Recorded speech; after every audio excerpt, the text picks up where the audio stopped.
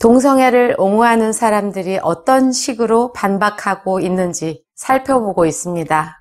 세 번째로 하나님은 내가 비참한 삶을 살아가기를 원하지 않는다라는 반박이 있습니다.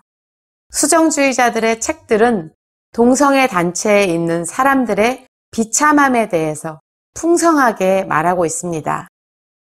그들은 동성애를 인정하지 않는 교회와 가족들로 인한 고통을 호소하고 성적인 성향을 바꾸려고 평생 노력하고 독신의 삶을 받아들이려고 했을 때 그들은 하나님과 가까이함을 느끼지 못했고 평강을 누리지 못했다고 말합니다. 동성애 감정을 가진 사람들은 자신들의 몸과 욕망에 대한 미움이 커졌다고 말하죠. 그러나 일단 하나님이 주신 신분을 받아들이고 자기의 신앙과 성적인 성향을 일치시킨 많은 사람들은 수정주의자들의 주장과는 달리 하나님에 대한 동행의 신선함을 발견합니다. 수정주의자들은 사람의 비참한 마음을 나무에 비유해서 건강한 나무는 나쁜 열매를 맺을 수 없고 병든 나무는 좋은 열매를 맺을 수 없다라고 핑계합니다.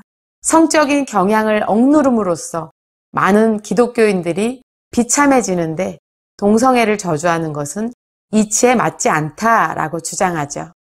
하지만 주님이 말씀하신 좋은 열매는 나의 만족감에 대한 언급이 아니고 나의 지각 능력이 효과적이라는 의미도 아닙니다. 반대로 마태복음 7장 21절로 23절은 예수님의 이름으로 일을 하고 인상적인 결과를 일으켰지만 하나님의 나라에 들어가는 것이 보장되지 않는다고 말씀합니다. 열매를 맺는 것은 하늘에 있는 아버지의 뜻을 행하는 것입니다. 예수님은 그의 말씀을 듣고 그의 말씀대로 행하는 자들을 원하십니다. 우리 자신에 대해서 어떻게 느끼는가 또는 교회에서 다른 사람들이 어떻게 생각하는가에 상관이 없이 그리스도에 대한 순종과 성령의 열매에 동떨어졌으면서 진정으로 건강한 나무는 존재하지 않습니다. 개인적인 경험은 물론 중요합니다. 이 문제에 대해서 신학적인 입장이 어떠하든지 교회와 목사는 그리스도를 영접하고 동시에 비참함을 고백하는 사람들의 고통에 무관심해서는 안 됩니다. 하지만 성경이 우리에게 좋은 것이 무엇이며 하나님께 영광을 돌리는 것이 무엇인지를 말씀하여 준다는 사실을 기억해야 합니다. 우리의 경험 대신에 진리를 보아야 합니다.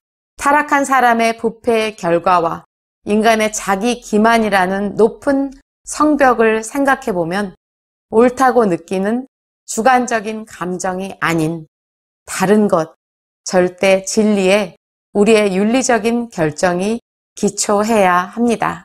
자신이 어떤 일을 행하고 난 후에 그것이 매우 자연스러운 일이었다고 느꼈다는 이유로 그것을 합법적인 것으로 받아들일 수는 없습니다. 우리 자신의 투쟁과 내 자신의 죄와 고통이 있습니다. 이것은 우리는 죄인이기 때문에 받아들이고 합리화하라는 것이 아니라 우리 모두는 마땅히 되어야 하는 대로 살아가지 않는다는 사실을 말하고자 함입니다.